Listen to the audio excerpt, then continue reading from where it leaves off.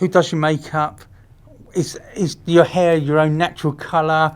Wow. And they want to know, well, when you had surgery, have you got the same as me? And the answer is yes, but I don't have the messy bits.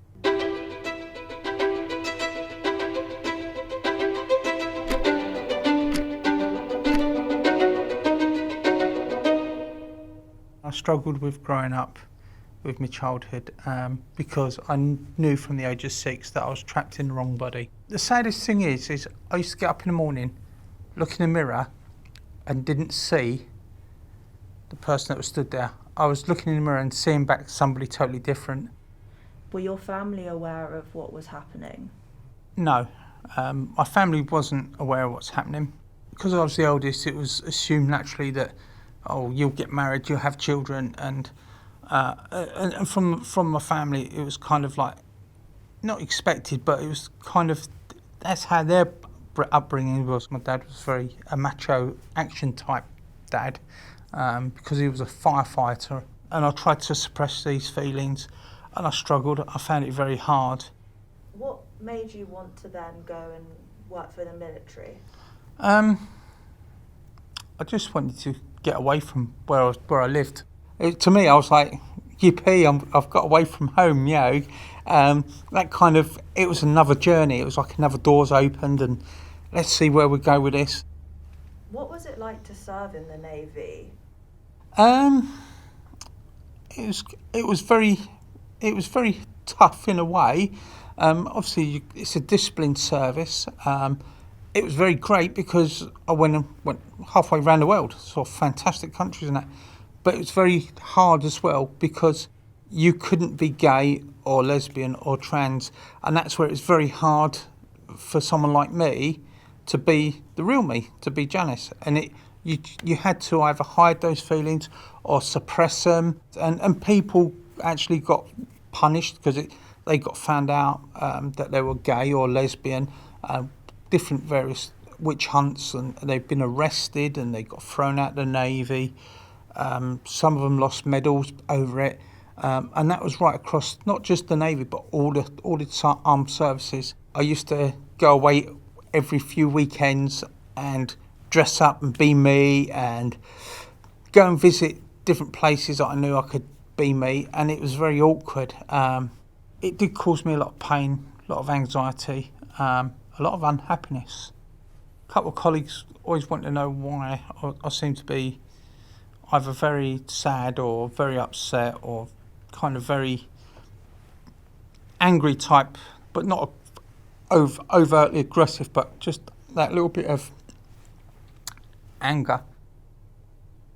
Can you recall when you told your team in the Navy that you wanted to become Janice? Yes, I can remember it very well.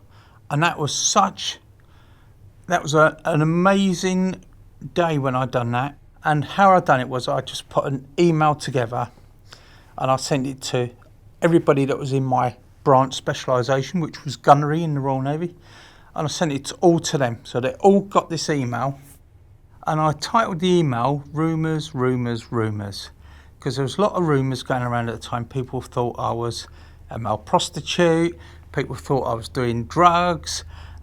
There was a million and one things. The opening line was, hi folks, just to let you know, contrary to belief, the rumours that are going round, and I listed them, male prostitute and drugs and that. I said, all them, you're totally off the scale. You're far wrong. This is who I am. I want to be known as Janice. I'm a person who's suffering with gender dysphoria. And I want to go on this amazing journey of changing my gender and transsexualism. And I said to him, look, if you want to know me, that's fine. If you don't want to know me, have a nice life and just leave me alone. And I sent that on a Friday morning. Friday afternoon, I jumped on a plane, and when I got back, there was like phone calls, emails, and a million and one questions. My boss just went, what have you done? Explain. And I just felt, well, I said to him, it's the easiest way to get it out there and explain to people. It helped, and there was people that I'd served with, I'd done training with, phoned me up and said, oh, don't forget, Jan, you've got to put the toilet seat down. The usual military humour and banter. you can't have pints anymore. You've got to have a wine glass or half pints and things like that. And it was that military humour, and that's what got me through a lot of things. What was it like serving as Janice? Joining a ship and serving in the Navy as Janice, yeah, there was quite a few people I hadn't seen for a few years, and they got the name wrong, and they were more upset about it than me, and I was like that. But actually, serving on a ship, I just remained professional and done my job. And that was it. To me, there was no problems. You wanted a chief gunnery instructor, you got a chief gunnery instructor. There was females going through at the time, petty officers and chiefs doing their training, coming through to be chief gunners and petty officer gunners. So it was no problem. I couldn't see the issue. Some people kind of got a bit upset and got caught up in the issue because they didn't want that person or whoever it was on board their ship and things like that. So I think the individuals made it more problematic for themselves than it was for me. When I served on the ships that I served on, there was curiosity. Obviously, there was people saying, "Well, she's a tall woman," and people always ask me questions. Quite a lot of women were very curious. What did they ask you? What they asked me was, "Who does your makeup? Is your hair your own natural colour?" Wow, and they want to know, well, when you had surgery, have you got the same as me? And the answer is yes, but I don't have the messy bits. So they're kind of like, wowzer. And then they want to explore that sexual bit and say, well, what's sex like? And things like that. And I'd say to them, I'll let you know when I find the right prince. I've got to kiss quite a lot of frogs yet, and things like that. But it's the normal talk that females have, and they're just really interested. Some guys are really interested. I get a lot of guys more frightened. They're frightened of me. In reality, I'm more frightened of people, because I've had to put those barriers up and everything else, and be very protective. Other people, the ones that didn't want to understand, who chose not to fully embrace it or didn't want to know, I kind of left them on the wayside. And some of them are the ones that I had problems with. I had the issues with the abuse, transphobic abuse, whether it be physical, mental and verbal. Would you mind just giving us some examples of some of the prejudice and discrimination? I had hate mail, I had death threats, I had the press handing me down, I had people stealing my washing, I had food tipped all over my head, everything. And I took it all in my stride. And the waitresses and the chefs that witnessed it, and there were civilian people, these people. I remember one of the ladies saying to me, "Don't cry. Do not cry in front of them, Janice, because they've won." And she was right. And it all come to a head one day was the warrant officer in charge of the mess got wind of different things that were happening, and he didn't know all the stuff that had been going on. And the chefs and the civilian chefs and the waitress staff come forward one by one and told him what was going on in his mess. And he was absolutely devastated that it was happening, and he didn't know and didn't realise.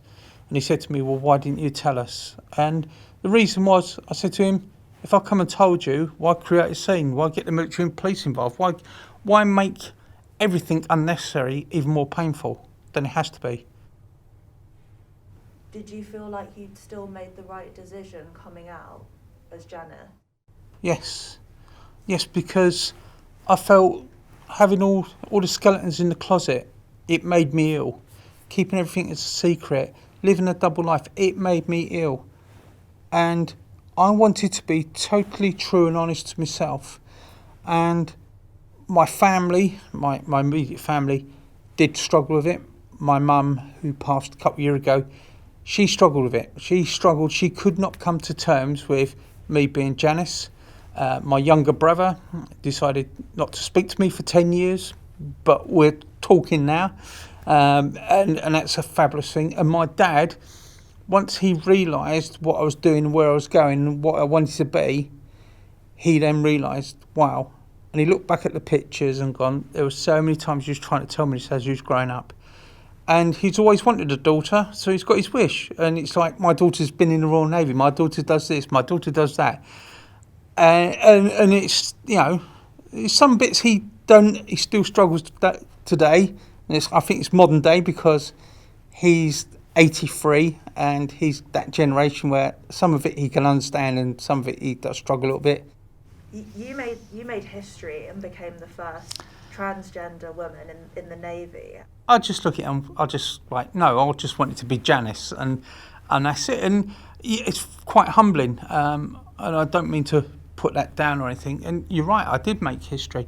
I think when they lifted the ban on homosexuality in the armed forces in 2000, I then realised I could actually make it possible and become Janice. I was one of the first serving chief petty officers in the Royal Navy to go from male to female gender reassignment.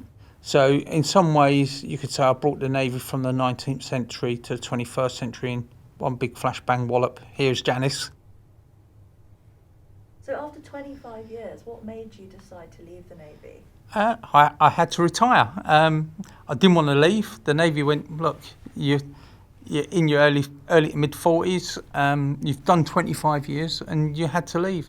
I left the Navy, and then I struggled trying to fit into civilian life. Got an oppressive CV, and I found it very hard to get into a job that I wanted to do.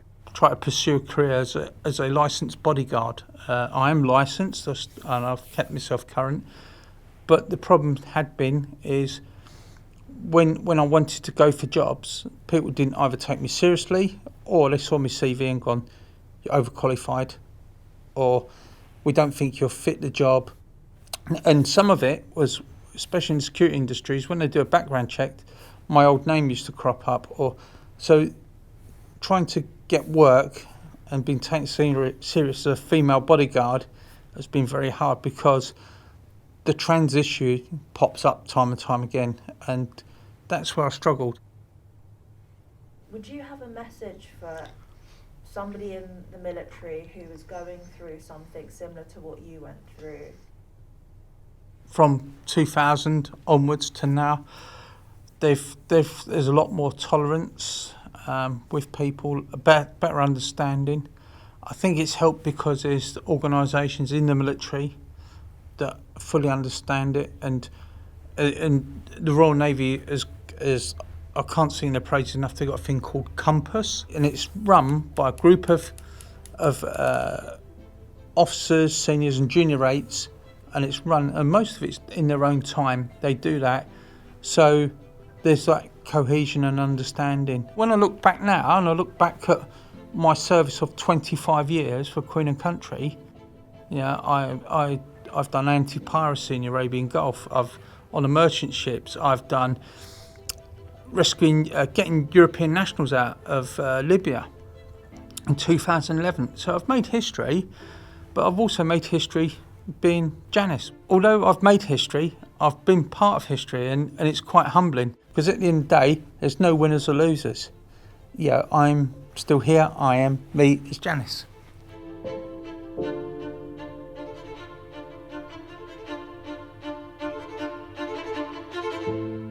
My now just went, Mandy, brake right!